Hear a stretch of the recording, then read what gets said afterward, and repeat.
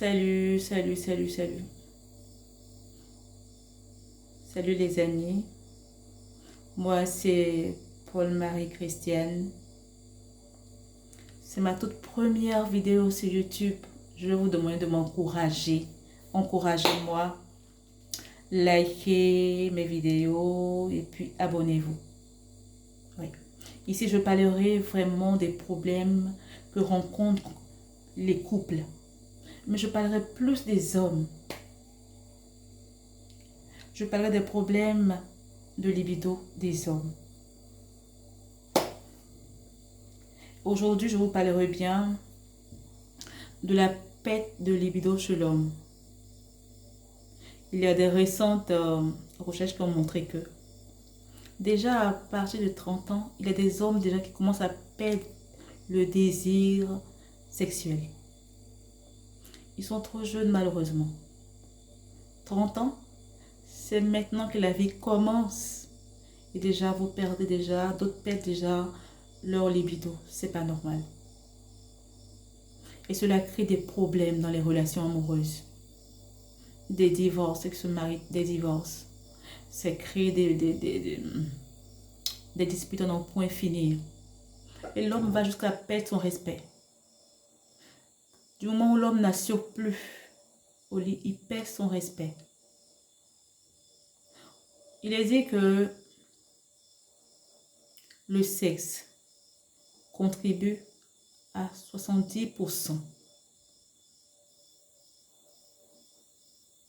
Oui, pour que un couple marche et dure, le sexe contribue à 110%. Ah ouais, c'est beaucoup, hein. Mais bon, malheureusement, d'autres ont des soucis et ça crée des problèmes. Donc aujourd'hui, je vous donnerai bien des astuces sur des comportements à revoir aussi. Voilà. Donc, la baisse de désir souvent est causée par la fatigue, le stress au travail, des médicaments qu'on utilise à long terme qui jouent sur la sexualité.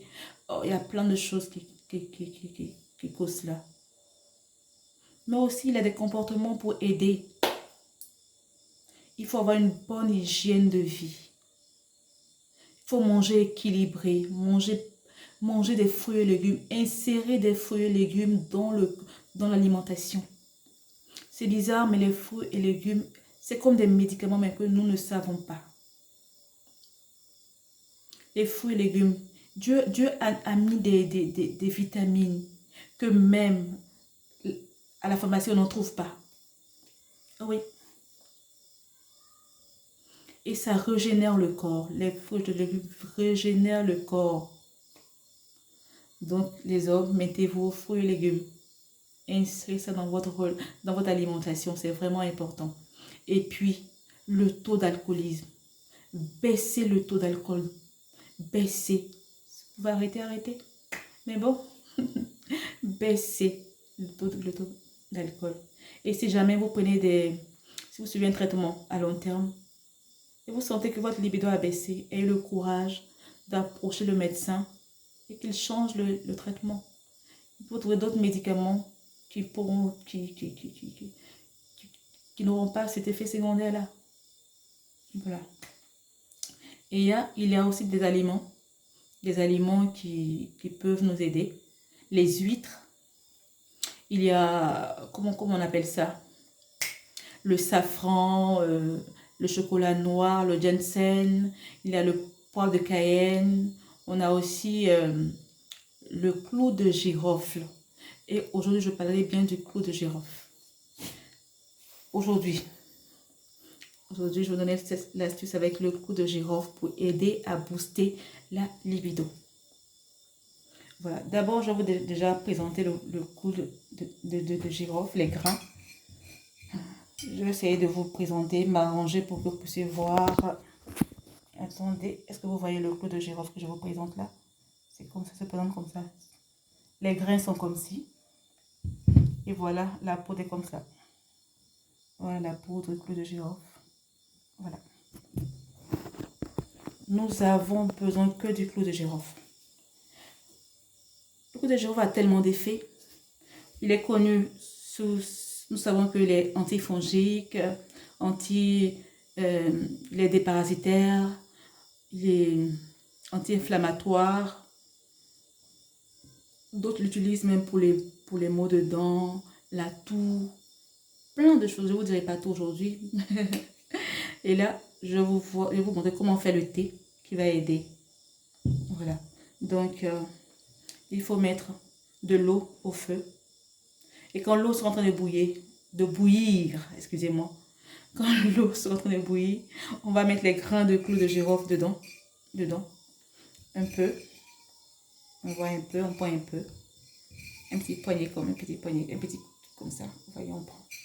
Ce que la poudre, prenez là, vous pouvez prendre une cuillère à café de clou de girofle en poudre. Mettre dans de l'eau bouillante. Et on attend 30 minutes. Moi, j'ai déjà fait pour moi déjà. Et vous allez recueillir votre eau, soit comme ça. Vous filtrez l'eau.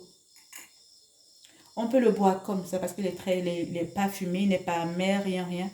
Mais seulement, souvent, comme l'odeur est forte, on peut prendre un peu, on peut mélanger avec un peu de miel. Si ceux qui ont du miel à la maison, prenez un peu de miel. Vous ouvrez un peu de miel, vous mettez une cuillerée, juste un peu, pour juste relever le goût. Pour qu'il ait un peu un petit goût sucré. Et voilà, comme le miel aussi, c'est un antibiotique naturel. Et voilà, ça donne ça. Il est très bon. C'est très bon. Il n'est pas amer et non. Moi, je peux le prendre parce que ça s'appelle le ballonnement. Ça aide ballonnement de ventre, les douleurs de ventre. Ça fait bien digérer aussi. Donc, après le repas, c'est très bon de prendre ça après le repas. C'est très bon. Ok. Donc, on le prend 30 minutes avant le match. S'il y a un match le soir, madame, on le prend 30 minutes avant le match. Ça peut se boire glacé. On peut mettre des glaçons dedans. C'est très bon avec les glaçons dedans. Ça vous fait un thé glacé. Ça peut se boire chaud. Donc, ça ne gêne pas. Ça n'atténue pas l'effet aphrodisiaque. Ok. Donc, je vous fais juste un coucou là. Merci de suivre ma vidéo. Likez, abonnez-vous, encouragez-moi. Merci. Que Dieu vous garde.